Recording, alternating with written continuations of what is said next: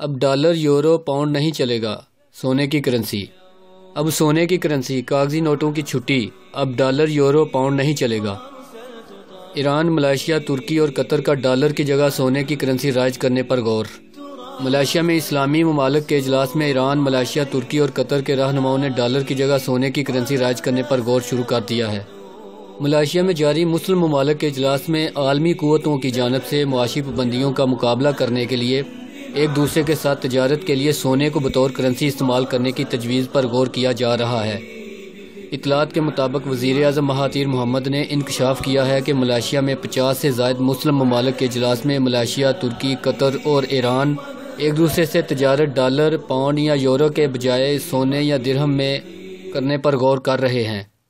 Malaysia کے وزیر اعظم Mahathir Mohamad نے ایران کی تعریف کرتے ہوئے کہا کہ ایران نے امریکہ کے بے پناہ اقتصادی پابندیوں کے باوجود شاندار ترقی کی اور ترقی کے راستے پر گامزن ہے، اور ایران مسلم ممالک کے لیے بہترین نمونہ بن سکتا ہے۔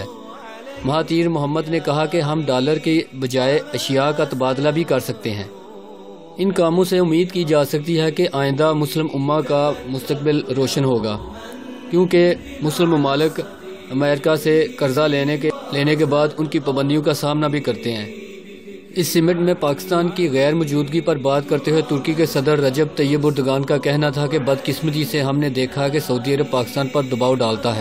جمعے کو میڈیا سے بات کرتے ہوئے پاکستان اور انڈونیشیا کی اجلاس میں غیر موجودگی کے بارے میں اردگان کا کہنا تھا کہ ان کو اچھا لگتا کہ اگر وہ بھی شریک ہوتے۔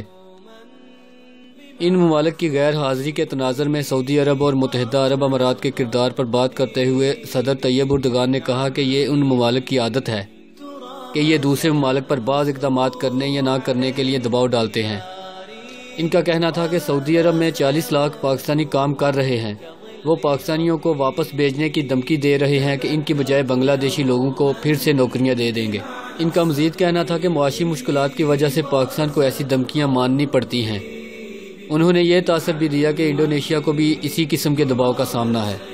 پاکستان نے سمٹ میں حصہ اس لیے نہیں لیا کیونکہ مسلم امہ میں تقسیم پر مسلمان ممالک کے خدشات کو دور کرنے کے لیے پاکستان کو وقت درکار ہے۔ بیان میں کہا گیا ہے کہ امہ کے اتحاد کے لیے پاکستان اپنی کوششیں جاری رکھے گا۔ ملائیشیا کے شہر کوالالمپور میں ہونے والے سربراہی اجلاس میں مسلم رہنما، دانشور اور دنیا بھر سے اسکالر مسلم دنیا کو درپیش مسائل اور ان ممالک کے باہمی دلچسپی کے امور کے بارے میں تبادلہ خیال کے لیے ایک بین الاقوامی پلیٹ فارم پر اکٹھے ہوتے ہیں، جبکہ پاکستان سے عمران خان کو اجلاس میں شریک ہونا تھا۔ دوستو، ویڈیو پسند آنے کی صورت میں اپنی قیمتی آراء کا ضرور اظہار کریں، ویڈیو کو لائک شیئر کریں اور سب سے اہم بات ہمارے اس چینل کو سبسکرائب کرنا مت بھولیں۔ شکریہ۔ مزید اچھی ویڈیوز کے لیے چینل کو سبسکرائب کریں اور ساتھ والے بیل کے آئیکن کو ضرور دبائیں۔